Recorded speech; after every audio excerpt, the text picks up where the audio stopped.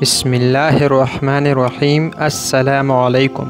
میرے شوہر نے مجھ سے میرا آبائی گھر اپنے نام پر منتقل کروانے کے بعد مجھ سے اس وقت علیحدگی اختیار کر لی تھی جب میں 4 ماہ سے امید کی تھی۔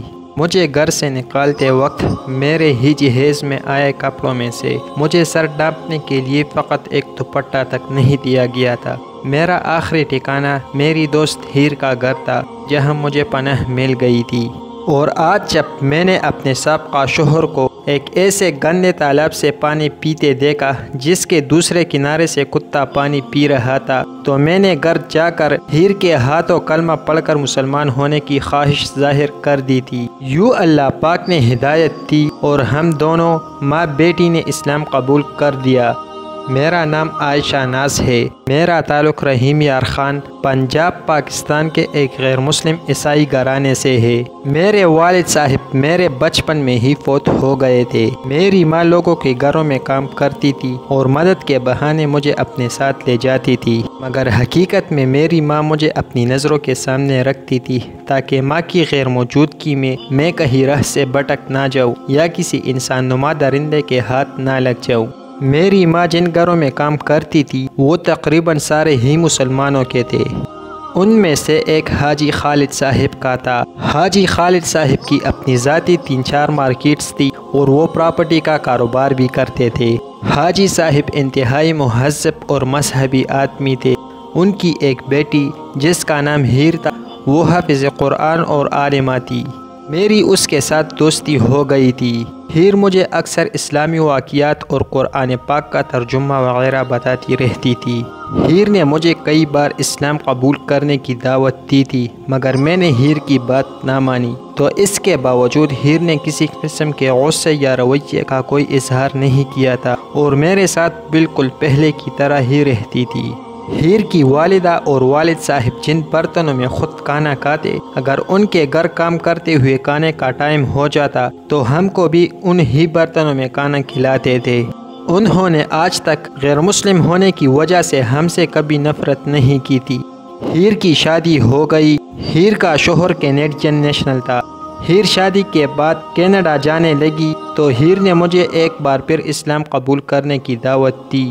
میں نے انکار کر دیا تو ہیر نے ایک کاغذ پر مجھے ایک حدیث شریف لکھ کر دی تھی جس میں 7 بڑے گناہوں کے بارے میں بتایا گیا تھا۔ ہیر نے مجھے کہا تھا اس حدیث پر عمل کرنے کی کوشش کرنا اور یہ میری دوستی کا تحفہ سمجھ کر رکھ لو، اور خود ہیر کینیڈا شفٹ ہو گئی تھی۔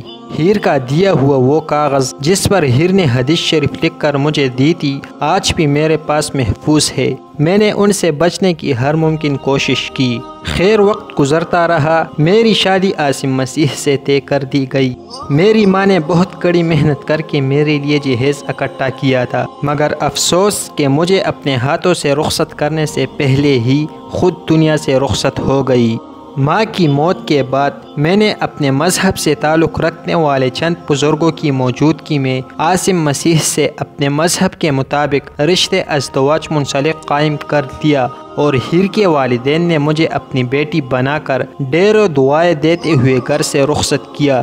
عاصم نے شادی کے چند ماہ بعد ہی میرا آبائی گھر جو مجھے والدین سے وراثت میں ملا تھا اپنے نام پر منتقل کروایا، اور آہستہ آہستہ مجھ سے رویہ بدلنے لگا، یہاں تک کہ شادی کے ٹھیک 1 سال بعد جب میں 4 ماہ سے امید سے تھی عاصم مسیح نے مجھے مار پیٹ کر گھر سے نکال دیا اور مجھ سے علیحدگی اختیار کر لی۔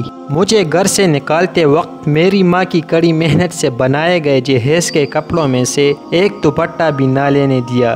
میرے پاس اور کوئی ٹھکانہ نہیں تھا تو میں ایک بار پھر ہیر کے والدین کی دہلیز پر آ بیٹھی۔ ہیر کے والدین نے مجھے بالکل اپنی بیٹی کی طرح سمجھا، میرا خیال رکھا، میرے شوہر کو سمجھانا چاہا، مگر میرے شوہر نے کسی قسم کی کوئی گنجائش نہیں چھوڑی۔ اس نے مجھے فارغ کر دیا۔ جس دن مجھے شوہر نے فارغ کیا اس کے بعد ہیر ہر روز مجھ سے بات کرتی، میری دلجوئی کرتی، یہاں تک کہ جب مقررہ وقت پر میری بیٹی پیدا ہوئی ہیر نے کینیڈا سے ڈھیر سارے تحائف، کپڑے اور کھلونے میری بیٹی کے لیے بھیجے۔ ہیر نے میرا اور میری بچی کا ہر قسم کا خرچ اٹھایا۔ میری بچی اسکول جانے کے قابل ہوئی تو اسے رحیم یار خان کے سب سے بہترین اسکول میں داخل کروایا۔ مگر حیران کن طور پر جب سے میرا گھر ٹوٹا تھا ہیر نے مجھے کبھی قبول اسلام کی دعوت نہیں دی۔ مجھے اس سوال کا میری اپنی مرضی سے اسلام قبول کرنے کے بعد ہیر نے کچھ یوں دیا تھا۔ میں نہیں چاہتی تھی میری بہن عائشہ ناز مجھ سے مجبور ہو کر اسلام قبول کرے۔ میں چاہتی تھی عائشہ ناز اسلام کو سمجھنے کے بعد اسلام کی محبت میں آ کر اسلام قبول کرے۔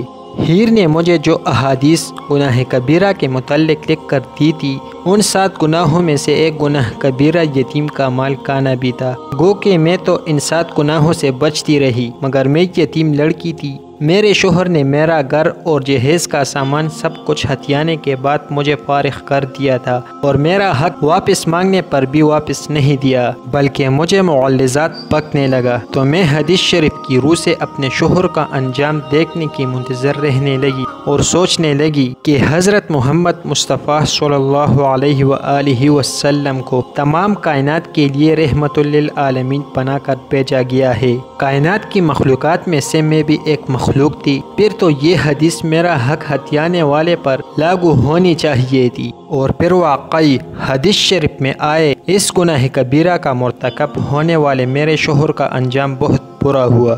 ایک دن میرا سابقہ شوہر میرے ہی دیے گئے جہیز کا سامان بیچ کر شراب خرید لایا تھا۔ ساری رات مجھ سے ہتھیائے گئے میرے گھر میں سگریٹ اور شراب پیتا رہا تھا۔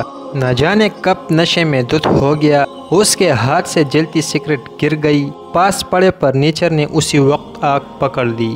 آگ کی وجہ سے میرے شوہر کا جسم اور چہرہ تک جلس گیا۔ چہرہ جلسنے کی وجہ سے میرے شوہر کا چہرہ اس حد تک بھیانکر ہو گیا تھا کہ اسے دیکھ کر بھی خوف آتا تھا، یہاں تک کہ باقی لوگوں نے ایسی شکل لے کر اس کے گاؤں میں داخل ہونے پر بھی پابندی لگا دی تھی، کیونکہ اس کے بگڑے جلسے چہرے کو دیکھ کر عورتیں اور بچے تو کیا بڑے بڑے مردوں کو بھی خوف آتا تھا۔ میرے سابقہ شوہر کو کوئی نیک آدمی بھی اپنے یا قریبی کسی گاؤں سے بھیک تک نہیں مانگنے دیتا تھا۔ آج ہیر کے والدین گھر پر نہیں تھے تو میں کسی کام سے اپنے گاؤں کی طرف گئی تو میرا سابقہ شوہر ایک ایسے گندے تالاب سے پانی پی رہا تھا جس کے دوسرے کنارے پر کتا پانی پی رہا تھا۔ میں نے پہلی نظر میں ہی اس ظالم انسان کو پہچان لیا تھا اور اللہ تعالیٰ کی طرف سے مجھ پر ڈائے کا مظالم کا لیا گیا بدلہ بھی اپنی آنکھوں سے دیکھ لیا۔ آج مجھے یقین ہو گیا تھا کہ اسلام سچا مذہب ہے اور حضرت محمد مصطفیٰ صلی اللہ علیہ وآلہ وسلم کو تمام جہانوں کے لیے رحمت بنا کر بھیجا گیا ہے۔ ان کے بتائے گئے کام کرنے میں عزت اور بڑائی ہے اور ان کے روکے گئے کام کرنے سے اللہ کا قہر اور غضب نازل ہوتا ہے۔ میں نے گھر واپس آتے ہی ہیر سے رابطہ کیا اور روتے ہوئے ہیر کو کہا تھا کہ ہیر مجھے اسلام قبول کرنا ہے۔ ہیر نے ویڈیو کال پر ہی مجھے اور میری بیٹی کو وضو کرانے کے بعد کلمہ شہادت پڑھایا تھا اور اگلی ہی ملنے والی فلائٹ سے پاکستان آنے کا وعدہ بھی کر دیا تھا۔ پھر ہیر اپنے وعدے کے مطابق پاکستان آ گئی تھی۔ ہیر اور ہیر کے والدین نے مجھے اور میری بیٹی کو اسلام کے متعلق سب کچھ سکھا دیا تھا۔ ہیر 1 مہینہ میرے پاس رکی تھی، پھر ہیر مجھے عمرے پر لے جانے کا وعدہ کر کے واپس چلی گئی تھی۔